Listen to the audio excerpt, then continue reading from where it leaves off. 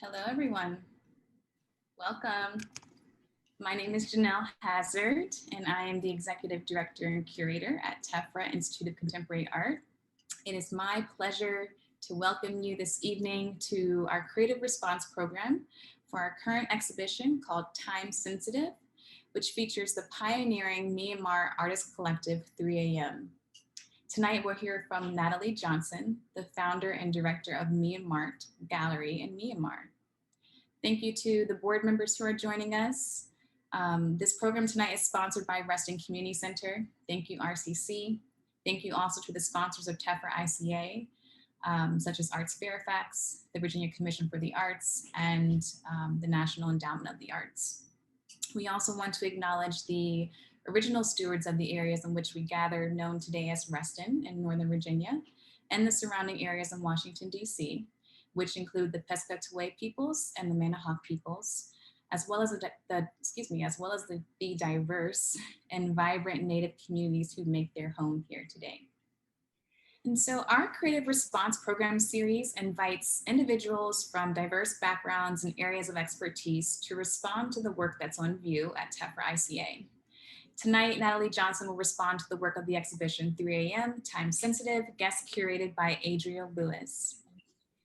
I'd like to share a little bit about Nathalie before we get started and before she begins her presentation.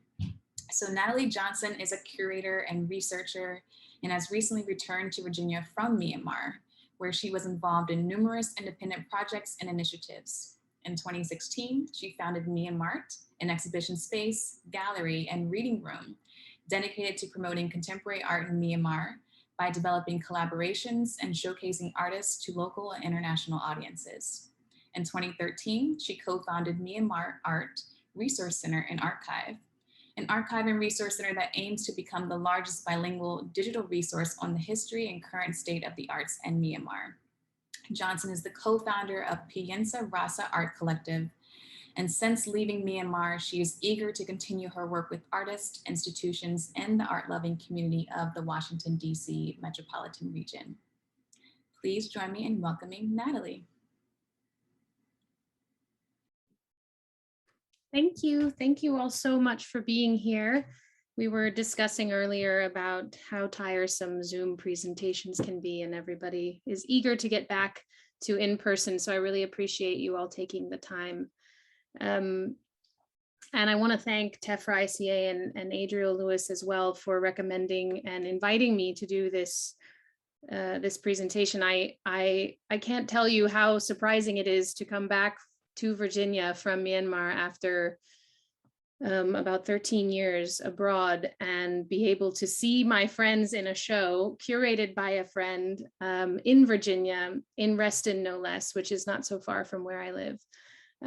So really happy to be here and surprised, and I hope I can share some of my own professional life and the artists' lives over the last 10 years because we were existing in parallel in the same city. So I'm just going to go ahead and start with my presentation here. Okay. So as I mentioned, my timeline and the timeline of Mai, Kolat, and Yarana, the artists that are in the show, have kind of worked in parallel over 10 years. But I originally ended up in Myanmar because of a professor. I was at the Sotheby's Institute of Art in Singapore, studying for a master's degree in contemporary art, focused specifically on Southeast Asia. And having previously known about Myanmar through my mother's work in Washington, D.C., I was very excited to pursue the studies of this country and their contemporary art especially. And my professor who was from England said there is no contemporary art in Myanmar. They just have a lot of tourist painting, and we're not going to cover anything there because it's not worth looking at. And so I kind of accepted this as a challenge, and I bought a ticket to Yangon in December 2009, and I joined a festival called Beyond Pressure Performance Art Festival. It was founded by Mosat who's now quite a well-known artist from Myanmar. And I was witness to this incredible kind of waterfall of performance art in Myanmar, in a place which is considered not only underdeveloped but undeveloped by other countries not around it and globally. And that's really how I got my start. I was incredibly inspired by all these artists. Mai was participating in that performance art festival, and it was not until the next year when I was writing my thesis on performance art in Myanmar that I was able to meet Mai, Kolat, and Yadana in person to interview them and hear about their work, among many other artists. Sorry, I was briefly looking at this. Anyway, that's sort of some CV facts about my work. And just to jump a few years ahead and explain where I'm coming from, I opened a space in Yangon in 2016 in this old colonial building you see. And I did it because I felt that there was no space where artists could express themselves without answering to somebody else. A lot of even the artist run spaces were run by older people, and a lot of the younger artists felt very constricted. I wanted a place where they felt safe, and we could also play around with these recently repealed censorship laws and see how much we could get away with. So we were here for 3 years. I'll show you later some images of an exhibition by 3 a.m. in this space. And later on, we moved to a kind of more white cube space. And this particular space, the artists really loved. They felt it was an upgrade, and we were there up until end of March this year, when we closed down for safety reasons after the military coup. Everything we've put in storage, our library of books, our materials, the artist's work is safe. It's in a warehouse in Yangon, a temperature-controlled warehouse. And we are just waiting for the day that we can provide this space again to artists. In the meantime, we're still an online platform, and we're still raising funds for artists and trying to connect them with opportunities, either abroad or virtually. As many of you know, Myanmar right now is not in a state to support the arts. So I wanted to just briefly explain my own professional life over the last decade, and it has been based in Yangon and intimately working with artists. So as I said, coming back to Reston and to Virginia and seeing these 3 artists that I've known and kind of grown up with over the last decade is really touching and very moving. So I'm really honored that I get to speak a little bit more about them today. So one of the, I mentioned Beyond Pressure before this performance art festival. This is the catalog cover from 2011. It ran until 2015, from 2008 to 2015. And this is Mai on the cover. She's in a trishaw, and she has a neck brace because she was suffering from a back injury. And she rode around this little park being driven by a trishaw driver, and she would meet every man in the audience and paint his nails. And she kind of created this ritual around the woman being seated and the men waiting to be told what to do. And this was a real theme in her work, themes of being a woman, and also themes of her personal life, being a very independent woman who was not married, does not have children. And you can see on the right-hand side is a different piece of work where she examines motherhood. So this is where Mai is coming from. We in the West would call her a feminist, but feminism has a very different connotation in Myanmar. So what she does do is questions gender roles in society, especially that of women. Almost everything she looks at in her work is taboo in her own cultural context. Oops. these are just a few facts from her resume. She's traveled abroad. She was part of the New Zero Art Space. All three of these artists were part of New Zero Art Space. It was an artist-run organization, which is still running as a collective since 2008. And she's very proactive in promoting herself and her work, whether it's photography, installation, painting, or performance, through many, many exhibitions and platforms. And this was an early series of hers where she created the performance photography series. And she deals with themes of death, which are also taboo. Creating something artistic out of death is not usual for a woman in Myanmar. And also in the last photo, to address this normalcy of menstruation, also not acceptable in society where she's coming from. And just to add to that, I don't know if you can see her, she's lying face down on the bed in the middle of the photo. This was a particularly moving solo exhibition where she rented an entire gallery. And the other unique thing about Mai is that she is financially independent. She rented an entire gallery to show a period piece. This was the title of the exhibition, and she covered the walls in posters about symptoms of menstruation and remedies. She served ginger tea. She wrapped sanitary napkins in red tissue paper and handed them out to audience members. And one room was this completely red room, and her in a red dress. And the other room that was adjacent was filming her in this room and showing it on a screen. So quite advanced stuff, and also really jarring when you're living in a city and a country that's very conservative. This was very powerful to see. And even funnier is that several male artists would not enter the space. In Myanmar, you have something called pon. It means like a male energy. Maybe we would call it mojo or something in our slang terminology. And men and women can't wash their clothes together, and men can't pass under or walk under a woman's clothing because it takes away their pon.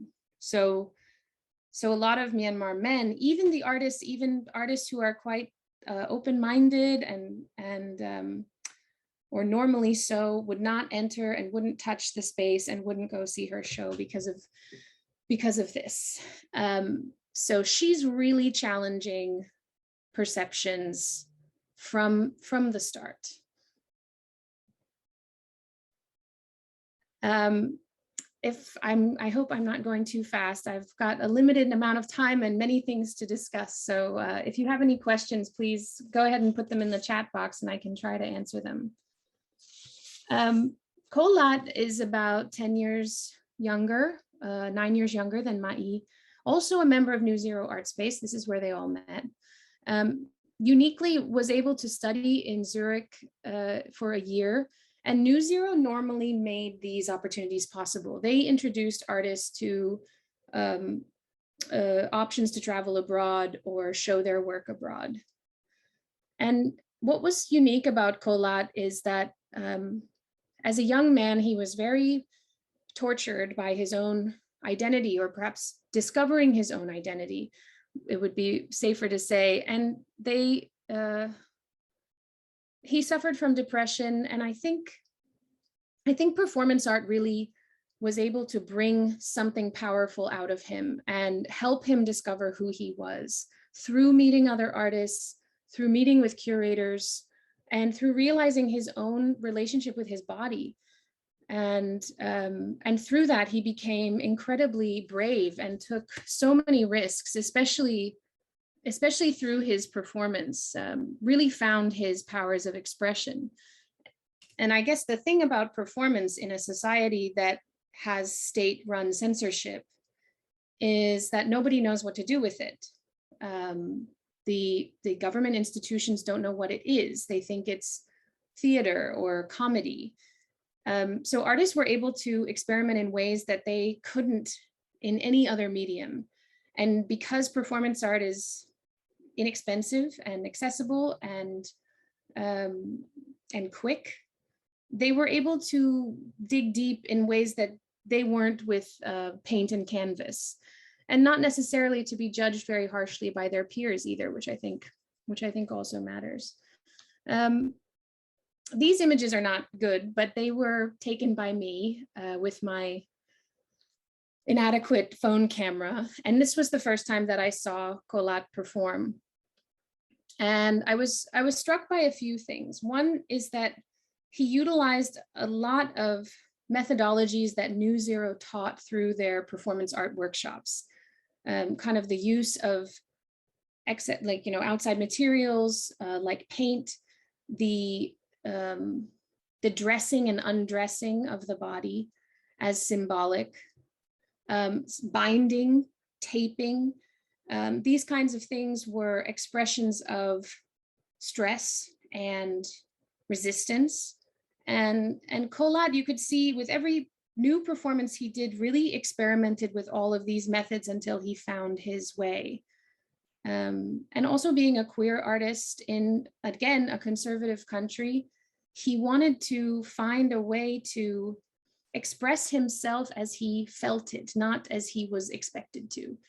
And again, that takes a lot of gumption, which he certainly had and certainly got from his peers in New Zero.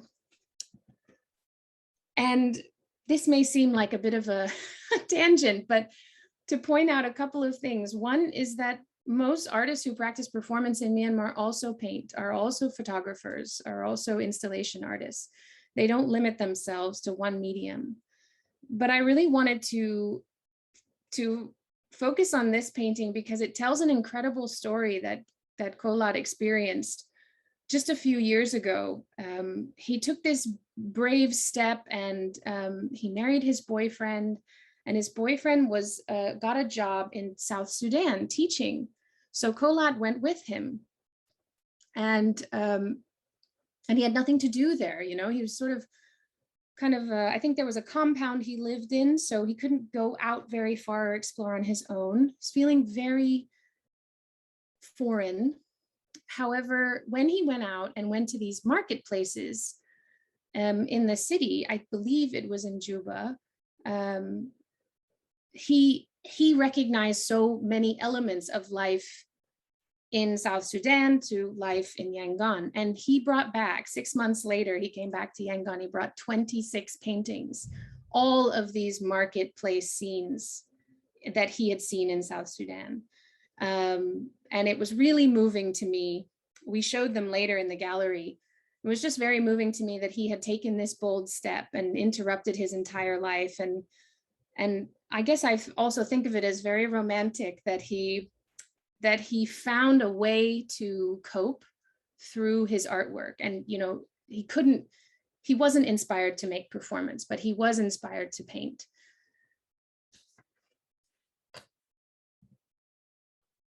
Okay, and then we have Yadana. Yadana also joined New Zero Art Space in 2009, the same year as Colat, and they are the same age. Yadana was an art teacher beforehand, so she had experiences working in institutions, and actually since then has worked for several institutions, including the Goethe Institute, the German Cultural Center in Yangon. And I think she was kind of the most political from the beginning. She saw the work in New Zero as a way to sharpen her critique of the transition that was happening in Myanmar at that time. And, you know, this transition started around 2009, 2010. There started to be policies that opened the country up. You know, international visitors came, like Hillary Clinton showed up in 2011. Aung San Suu Kyi was released in 2011. So these artists are also documenting something, and Yadana especially cottoned on to all of this and wanted to wanted to reflect on these things through her work. And she's also really into cosplay. She's great at the costuming of the performance. And she really dresses the part. And she often focuses on either mythical characters or royalty, kind of powerful personalities who are normally women in Burmese history. And she also has, much like Mai, these feminist elements to her work. Make sure I've got my timing right. And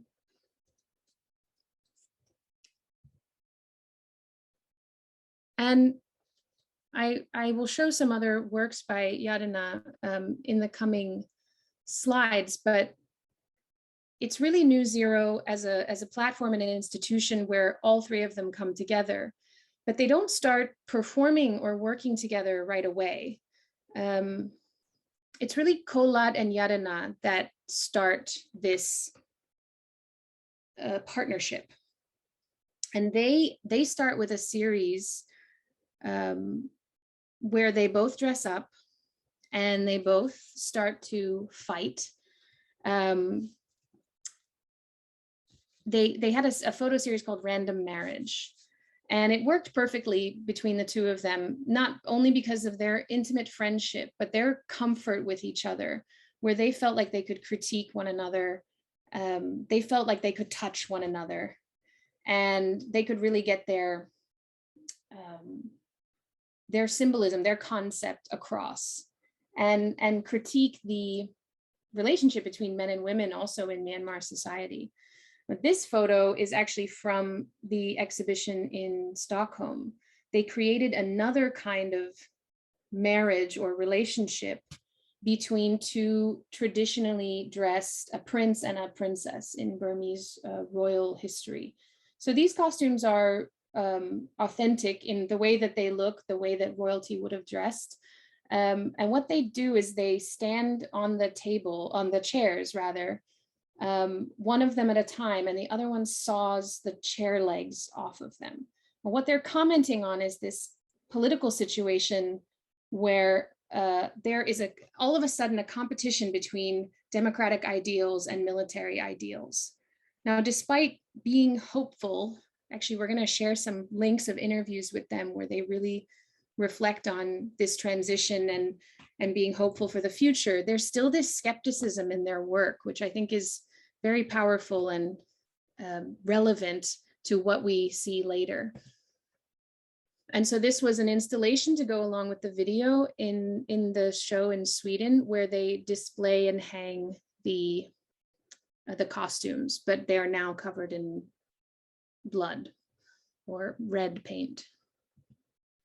And in this show, Mai also chooses a partner to perform with where she normally doesn't. This is Ong Nang So, he's a painter in Yangon, and he allows her to put makeup on her. And she ends up looking like a bit of a clown. It's called The Strawberry Piece. And it's a very vulnerable performance where she's really at the mercy of this man. And this is exactly what she's going for. So this was displayed on a huge screen in Fargfabriken, which is an independent art space in Stockholm, Sweden. And we all went to Stockholm together. I was co-curating the show. We chose 4 artists, Mai, Kolat, and Yadana were 3 of them. And I want to show you a video, but just before I do, this is a shot at the opening of the show in Stockholm of them performing together. They had told me that they were each going to do a performance, but about 24 hours before the show, they said, we're going to do it together. And I was very excited and very nervous and unprepared. I didn't know performance artists are unpredictable on their best days, but I was worried that maybe there would be something that the institution didn't like, or something violent, or something where they would hurt themselves, or I don't know, I just thought of all kinds of things to scare myself, but this is what they came up with, and it was so sensual and so unexpected. Now, I don't have a video. I'm not going to show you the video I took in Stockholm because it's not good quality, but Jordan is going to help me go to YouTube now and show you a recreation that they did of the video. We'll just watch 1 minute of it.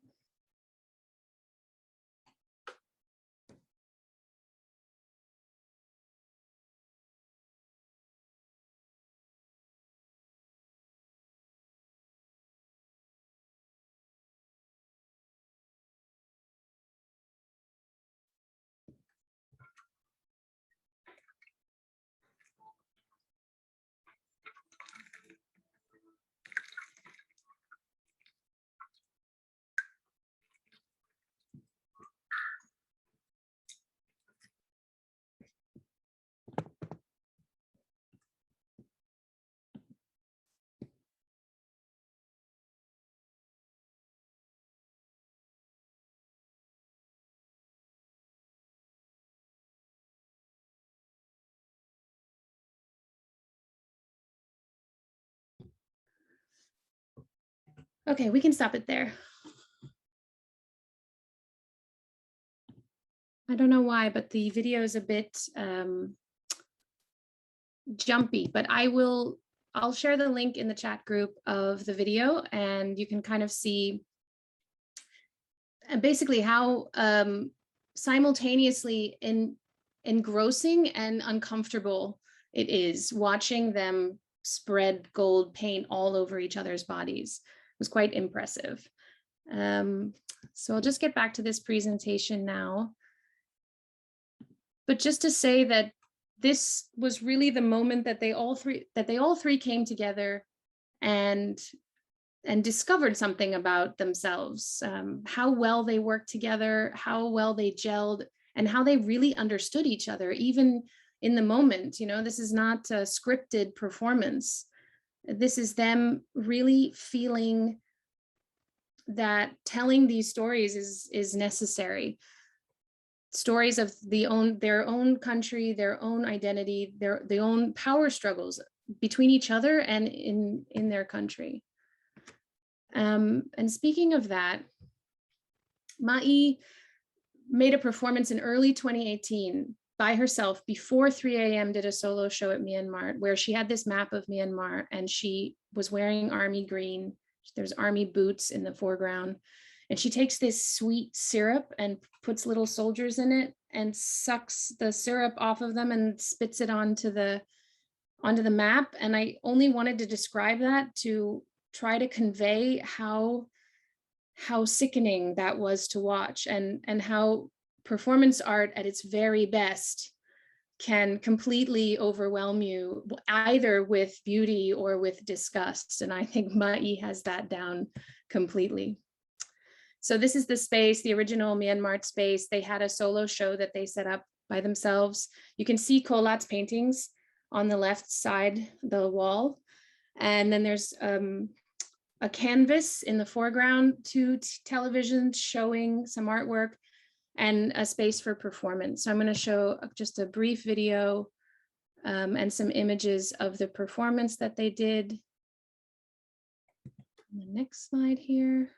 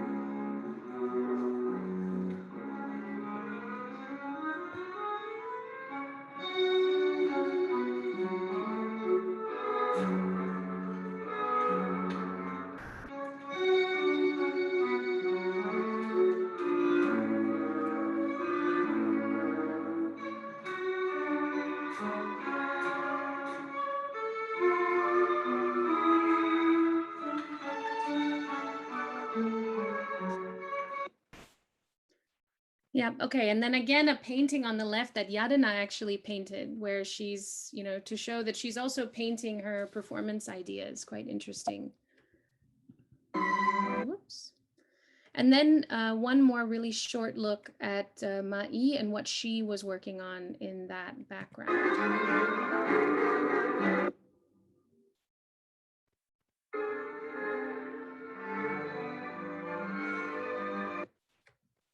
And that says when, and related to that performance that I showed you earlier of her spitting the soldiers out, there was this theme about when will the military step out of politics? And this was 2018. So 2016, you had a transition. 2017, you had the genocide of the Rohingya. And 2018, you have a very troubled population trying to understand what is happening in their country and how they're supposed to deal with it. And all the while, Ma'i, Kolat, and Yarana, now known as 3 a.m., are responding to it and still working individually as well, but together. So this is some of the work, the gold paint Kolat's working on in the background. The black framed pieces are Ma'i's drawings, installation of the soldier, of the little toy soldiers in the background is something they all worked on together. And just to close, I hope you all have seen the show. If you haven't, I've shared some clips on the Myanmar Instagram, and you can go to the TEFRA website. And if you do live in the area, I strongly recommend you go and visit. The military coup, I think you all know, happened on February 1st, 2021. It was rumored, but not expected, and no one could predict what would happen. In the early days, Ma'i shared this image of herself lying on the street in the barricade debris. So protesters would build barricades to protect themselves from soldiers and tear gas. They would take dumpsters and rubble, trees, anything they could find to block the road. And you can see Ma'i is very comfortable in this situation, and all three of them really joined the protest, creating performances amidst protesters, filming, incredibly active and passionate, and it just fits so well with what was happening and how everyone's hearts broke. They were able to convey that too and really move people. And I think that that's what these works do in 3 a.m. time sensitive. That's my timer. I bragged about being able to keep time for public discussions, but I'm a bit late. So you have 3 works in the show, and I hope what I've shown you in this presentation is how they might have arrived here, using textiles or costumes, using their bodies, the fight that they created between each other, the tension that almost perfectly reflects tensions in society, power struggles, and all of the terrifying things that come with that. You watch them act out the unraveling of society. I actually brought my parents to the TEFRA ICA show, and my mom was watching this one and then next one, Civil War, titled Civil War, and said, you know, this could be about us. This could be about the US. And I think she's right. I think that's one of the important things about a country like Myanmar, which seems so isolated and unrelatable and far away. But the struggles are very relatable. And what these artists have given us is their work together, their partnership, their trio really illustrates, and so that we can live vicariously through them, so that we can feel what they're feeling and relate it to our own experiences. So I just had a wonderful time exploring the show and working on this presentation. I will definitely be going to see it again once or twice, and I hope that you all will too. And thanks again for listening and for your patience. Thank you, Nathalie. That was really great. You're a wonderful storyteller. Really provided a lot of insight into the artist's individual practice, which is something I've been eager to learn about. I love how you ended the presentation with talking about how relatable the work is and the challenges are. And I know that that's something that Adriel really expressed in his intention and reasoning for this show. So thank you to both you and Adriel for the work that you've done with the Artist Collective. I mean, it's really important, and we're really honored to share it with the community here. I'd love to learn a little bit about, you talked about your experience visiting the gallery, and how was it revisiting the work of 3 a.m.? And sort of a two-part question, I guess. Maybe the first question is, when's the last time you engaged with 3 a.m.'s work, and how was it seeing it again now? And was it different? Was it the same? Did you have different perceptions? Yeah, thank you. Good question. So the last time that I saw them was in the streets of Yangon, probably in all three of them in March. I saw Kolad in April. Yadana is now in Germany, and Kolad and Mai. I don't think there's anyone here that we need to worry about. They sort of joined the fight, and they went to the jungle. So I haven't had contact with them, or I hadn't had contact with them when I saw the show. I actually did speak to Kolad about a week ago. So seeing the work was incredibly emotional and so very poignant after everything that everyone's been going through in Myanmar, and still, you know, having it's disappeared from the news, but the trauma and the traumatic instances are still happening. And I think what artists' work does is able to keep that living, you know, keep that flame lit, to remember everything that people are going through. And that's what spoke to me about seeing 3 a.m. together, and also just how their practice has come along and matured. You know, the setting, the camera work, who they're working with. One of the most exciting things about being in Yangon all these years and working with artists was learning with the artists and watching everyone change. You know, Myanmar doesn't have big institutions. There's hardly any funding. There's not a lot of high-tech, high-performing teams that can help you produce exhibitions and high-quality work. So artists really do so much of the work themselves. And it's really nice to see their work having evolved this way, where their power is all still there, but it's sort of contained in a studio space, which I hadn't seen that many times before. So that was also really nice. Do we have any other questions for Nathalie? I can certainly ask more, but if you do have a question, you can feel free to either pop it into the chat or unmute yourself. We're an intimate group tonight, so we welcome you talking directly to us.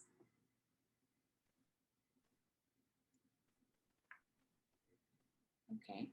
Well, Nathalie, the artist's work is they're so generously vulnerable with their performance. It's like they don't keep anything from us. And you mentioned that type of work and that type of vulnerability and the themes of death and menstruation and ideas like that are not welcome for women, especially to express in the tradition and culture of Myanmar, and that it's jarring, but it's also jarring, I think, to a general audience, even here in the States. And so I think it's just very courageous and human, and what they're doing is very courageous and human. And I'm interested to know the detail, the level and the detail of the work that they present, the choices of the fabric, the textiles, the choices of the food that's on the table, the color, the environment, and still life in the present when they're sort of in the jungle or in this desolate area. Can you speak to the process and that they typically go through and determining that intricate level of detail that they present in their work?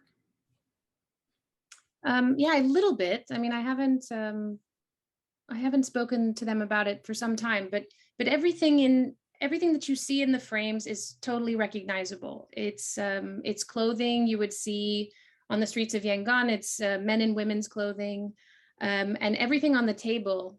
I got really hungry watching that watching that video. My gosh, everything on the table is how a full a full lunch or dinner spread would be if you were entertained in a Myanmar household. You have lots of vegetables, you have a noodle dish, you have rice, you have tropical fruit, and so everything there is looking at their own cultural identity. That for them, I think, is instinctual more than part of the process, yes, but just naturally what you can find around them. But I would say that the color red has a serious significance in artworks in Myanmar because the government banned it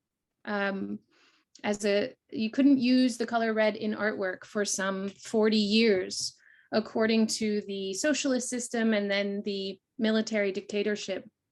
They had very specific rules about color and subject matter. Of course, you couldn't insult the military, no nudity, and the color red was forbidden, probably because of a reference to communism initially, but eventually it became this reference to revolution and blood and violence, and the military didn't want the very obvious association to be made with them.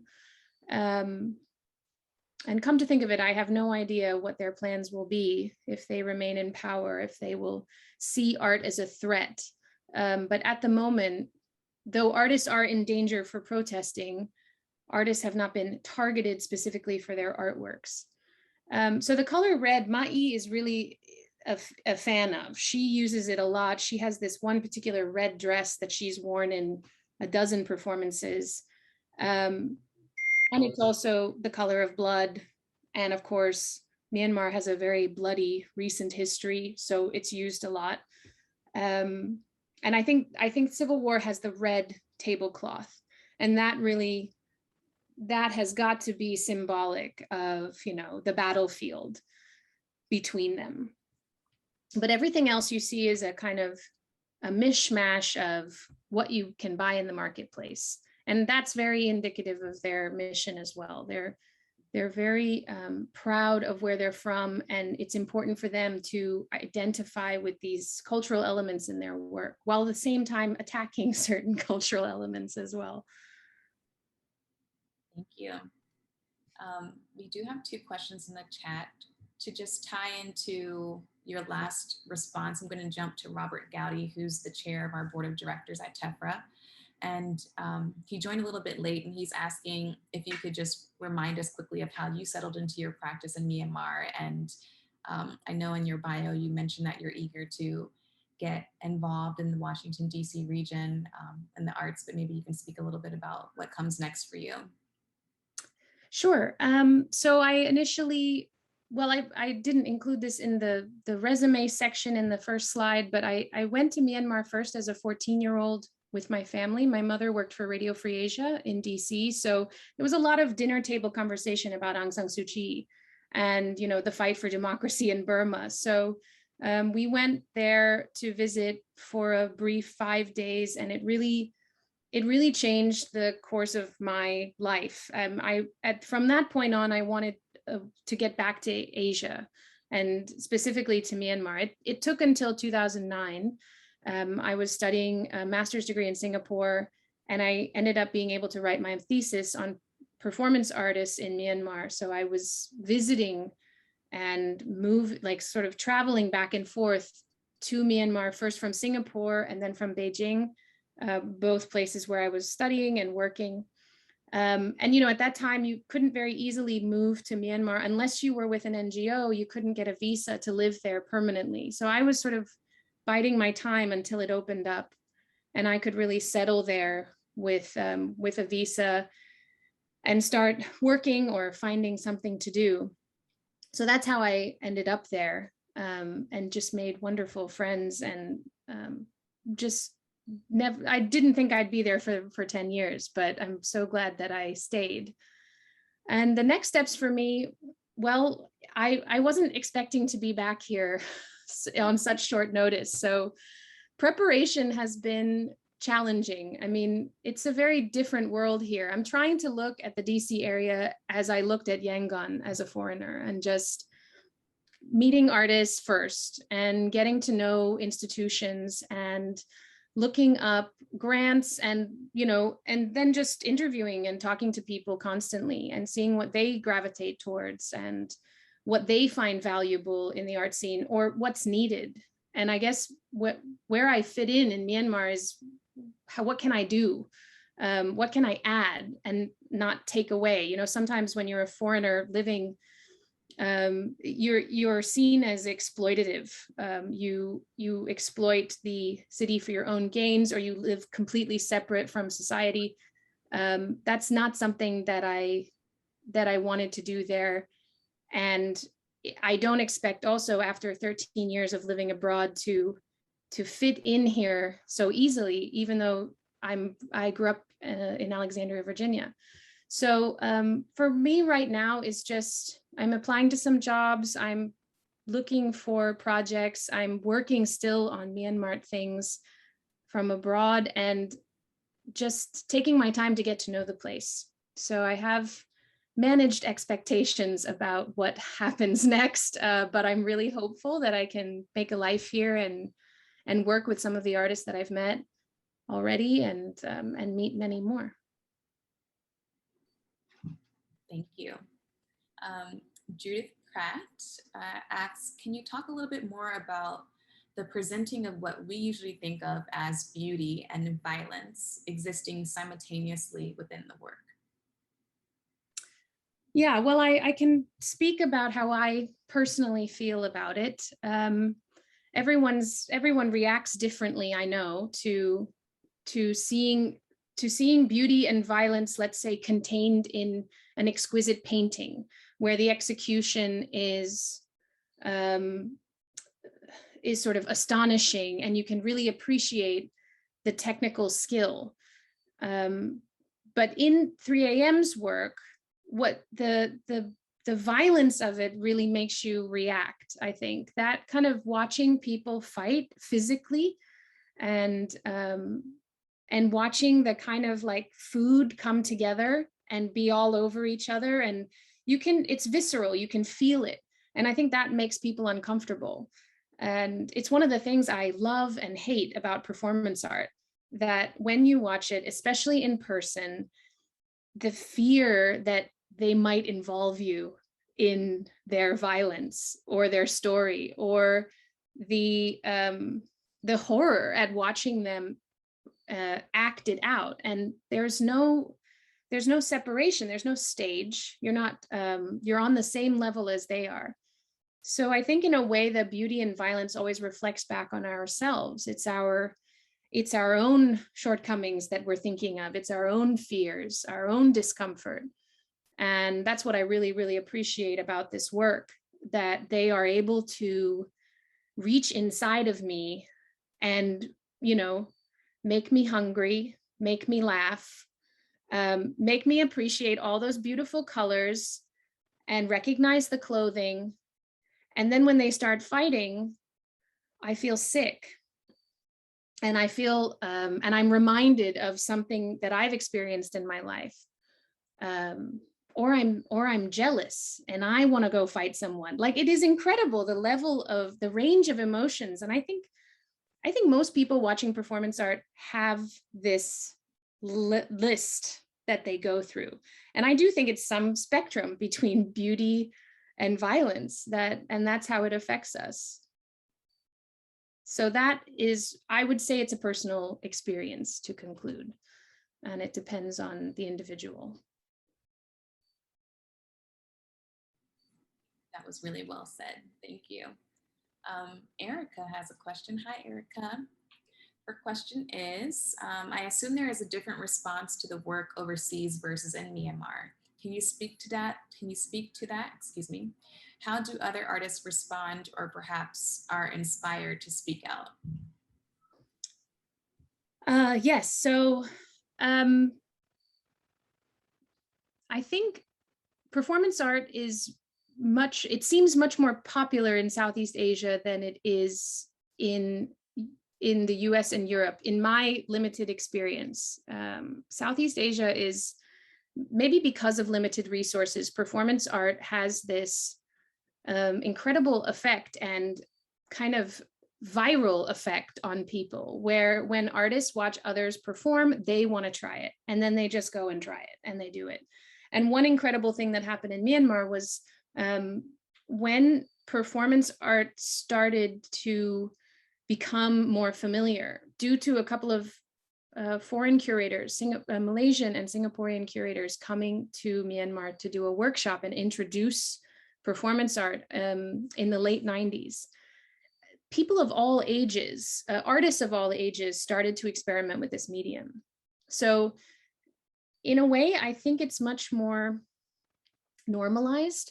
And maybe one experience of watching performance art in a public place will explain this a bit better, which is it was very hard to get permission to create performance art in public places. And once they did, we were all in this park, and it's, you know, it's a family park. It's like going to the mall in the evening, right? Lots of families, lots of activities, food trucks, this kind of stuff. And these artists would perform, and a crowd would gather of non-art related audience members, and they would interpret it as a magic show or someone filming a TV show, because there was always someone documenting the performance. So I felt it was very normalized, or people would normalize it in their minds.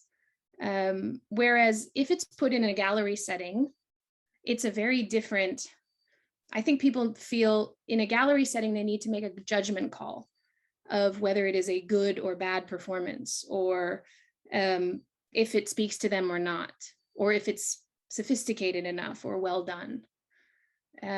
So it really depends on who's watching it and who's and where it's being shown. But the artists in Myanmar the art scene in Myanmar is well aware of 3AM's work. And most people, if they're not too conservative, really love it. And there are younger people who are also inspired by it now.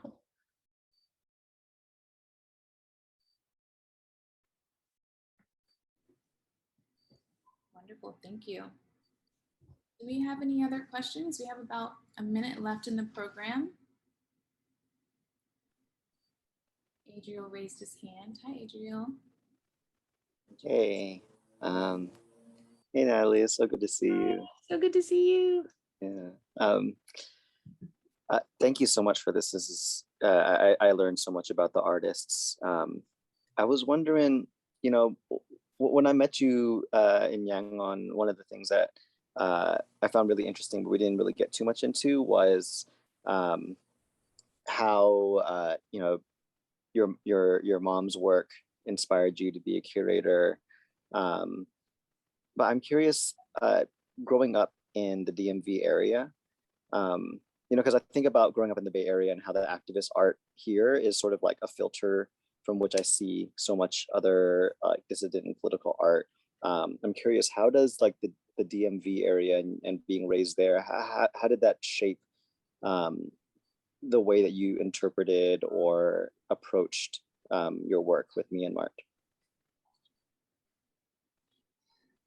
I have not thought of it, but it is it is something I need to think about now that I'm here. I guess I always felt that they were very different, but if I had to answer, the DMV is incredibly international. Compared to so many other places in the States, there are people coming from all over, you know, it is the diplomatic center as well. You have these, also like these large immigrant populations that land here and build. And I think that had to have something to do with it. Plus, like every field trip I went on as a student was to the Smithsonian. But my parents were a big influence. They were the only parents I knew who encouraged me to major in art in college. They were just happy I found something that interested me. They were always bringing us to galleries and introducing us to friends who had traveled the world. And we didn't have a second home or a vacation house or somewhere we went regularly. My parents would save up and bring us abroad so we could see these places. And when we went to Myanmar in '97, we also went to the Hong Kong handover. We went to Beijing and Shanghai. And this was just one like big family trip. And I guess it was that experience plus the DMV being extremely diverse. I mean, I still have friends visit me here and they're shocked at how diverse the area is compared to some other parts of the States. It just made me really interested in people. And I love hearing stories, and I love being able to feel useful in a community. I want to contribute somehow. So I wouldn't say that, I grew up in a pretty conservative household myself, so there was no activism happening at home.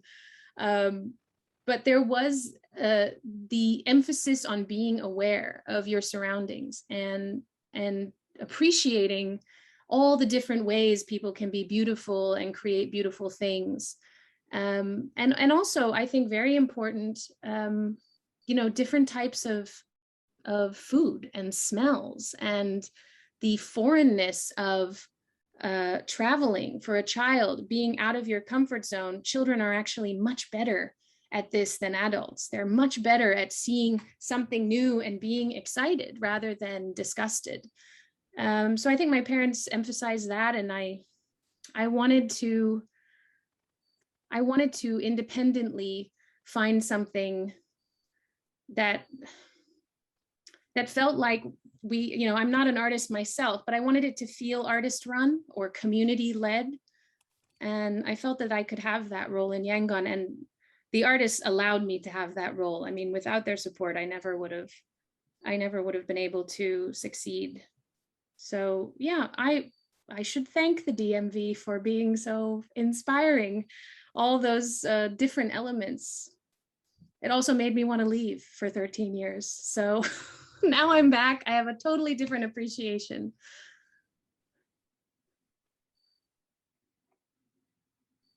Thank you, Nathalie. And Adriel is if you missed it, he's the guest curator of this exhibition. So it's very great that you can be here, Adriel. Thank you. If we don't have any other questions, I think we will wrap up this evening. Nathalie, thank you again for being here. Thank you guys so much. It was great. It's been a really beautiful evening, and the dialogue was fantastic. Thank you for talking about this important work, for allowing us the opportunity to dive deeper into 3AM's practice, and sharing your incredible experience and work with the collective. I think we all can say that what you've done is incredibly impressive. The spaces you've created look wonderful. And the artists you've helped and represented and provided opportunities to, I'm sure, is endless. So thank you again. Thank you everyone for engaging with us tonight. Time Sensitive is on view until January 9th. You can make an appointment by visiting tefraica.org to visit the gallery, or you can look into the online viewing room on our website as well. Please stay connected with us on social media at TEFRA-ICA and sign up for our newsletter to stay updated on all upcoming programs. Thank you again, everyone. Good night. See you next time.